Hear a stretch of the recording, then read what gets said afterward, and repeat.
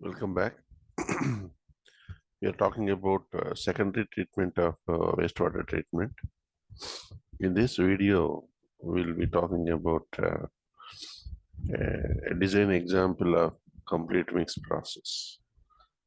Complete mix process, as you know, it is an example of activated sludge process.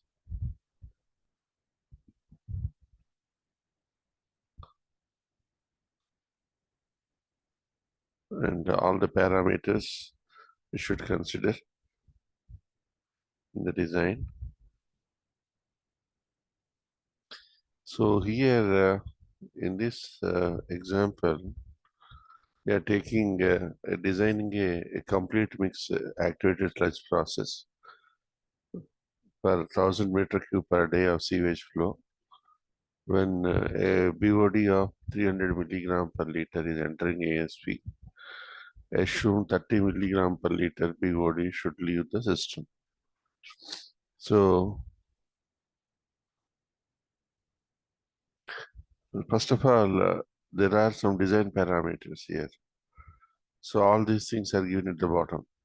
MLSS, F by M ratio, HRT, SRT, volumetric loading, BOD, recycle ratio, BOD removal, and amount of oxygen per kg BOD removed, everything is given here.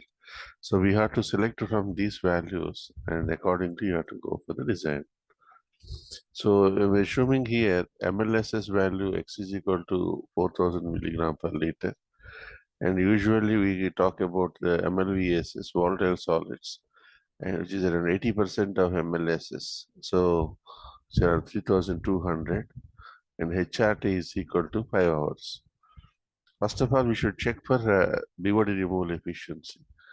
BOD entering is 300, leaving is 30. So efficiency removal is 300 minus 30 by 300, which is equal to 90%.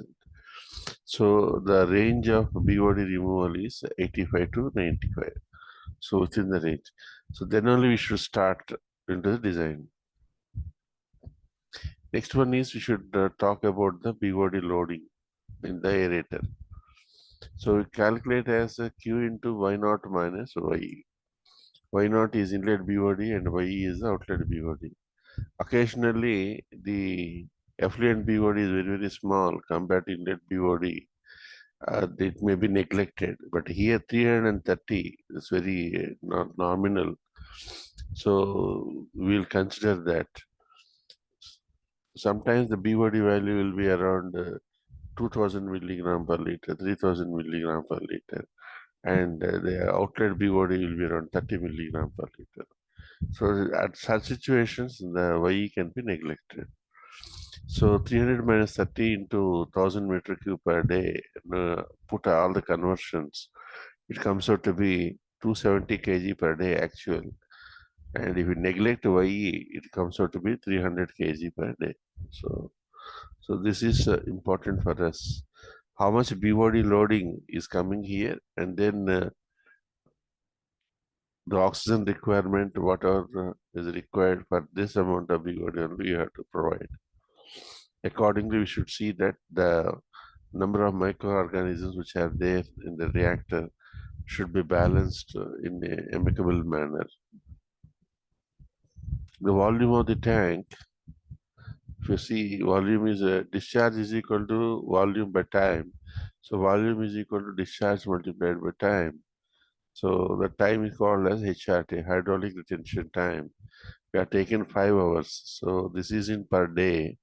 So this is 5 by 24 converting into hours, and hours are converting into days. So this comes out to be 208 meter cube. But immediately we should check for volumetric loading. How much of BOD applied per unit volume. So 270 kg per day is the BOD load, and 208 meter cube is the volume. Comes out to be 1.3. The range is 0.8 to 2. Okay. Now recycle ratio.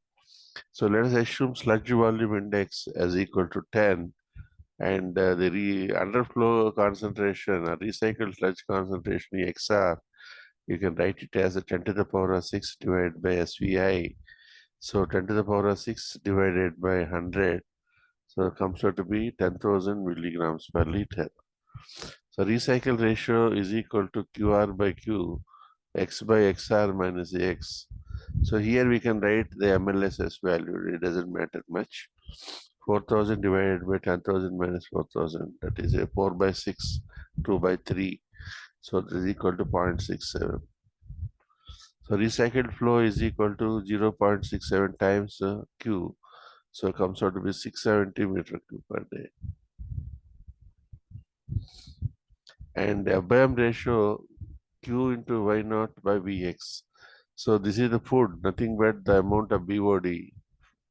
And mass is nothing but number of microorganisms present in the reactor. Usually MLVSS gives the actual microbial solids are there because volatile solids. And occasionally we can calculate using either MLSS or MLVSS. So Abram ratio, if you write here, so 1000 into 300 divided by 208 into 4000.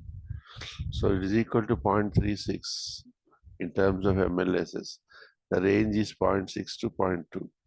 Suppose if you use MLVSS, like exactly volatile solids are directly responsible for the microorganisms. So you need to use that information.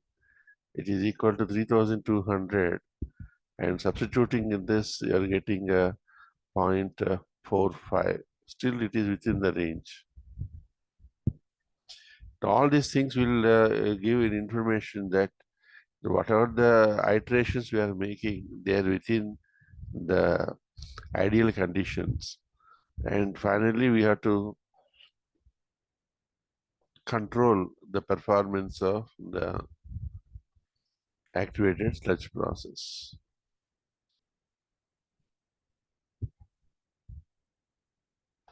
Now, sludge wasted. To calculate sludge wasted, this is a QWXR. To calculate QW, we need to calculate assume the SRT, solids retention time, 10 days. SRT is equal to Vx by QWXR. So usually here we consider the MLVSS, so XV. X means MLSS, that is a total inorganic and volatile solids. And XV is only the volatile solids fraction, which is 80% of the MLSS. So QW is equal to VXV by SRT into XR. So substituting all these values here, I'm getting here QW is equal to 6.656. This is the amount of sludge wasted, the volumetric flow of the sludge wasted. If you want to find out the quantity of the sludge wasted, you have to multiply with the concentration of the sludge. That is XR, that is 10,000 milligrams per liter. So you apply the conversion factors, 66.56. And here we have to check for a coefficient called growth yield coefficient.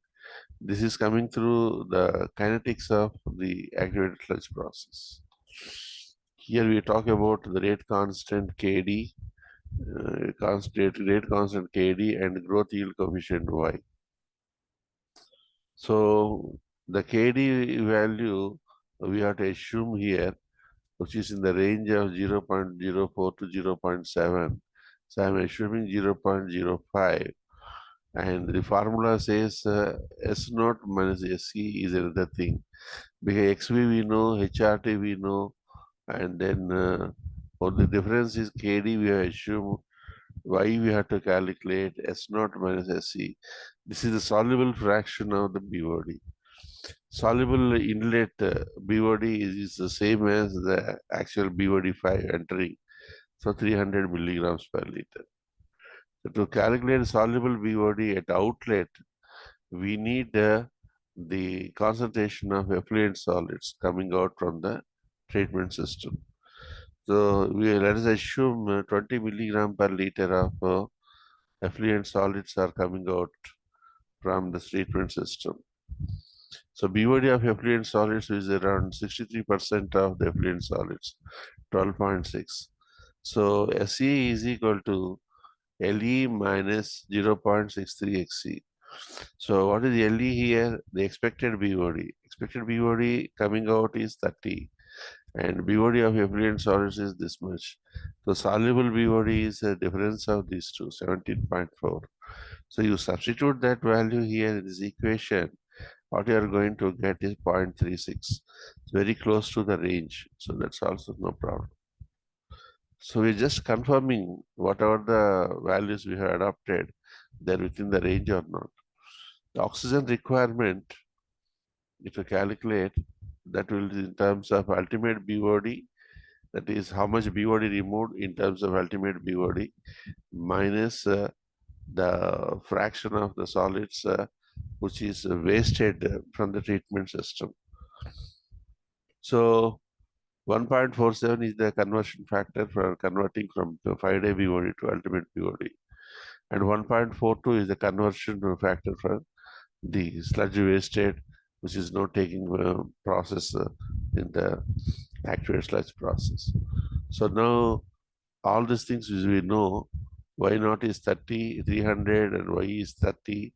QWXR already calculated here, 66.56. And then you multiply here everything, and then coming out here 302 kg per day. So you require oxygen of 302 kg per day, which is equal to 12.6 kg per hour. So aerator power requirement you have to calculate. For that, the capacity of normal aerators are 2 to 2.4 kilograms of oxygen per kilowatt hour. How much BOD removed? 270 kg per day. So the oxygen transfer efficiency, this is we take here 2 kilogram oxygen per kilowatt hour. So 270 kg per day is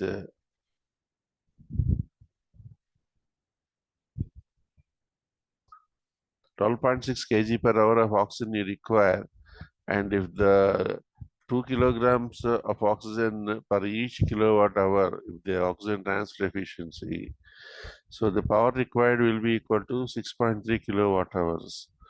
And now converting it to HP using the conversion factor, it comes out to be 8.4 HP.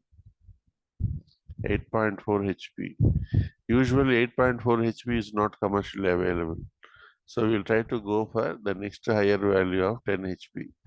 Here we can provide 10 HP as a single or 2 units of 5 HP in the geometrical arrangement. So 10 HP you have to put in the center of the tank.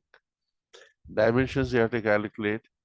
As I assume depth is equal to 3 meter, volume is 208 meter cube, so that the area is equal to 70 meters square.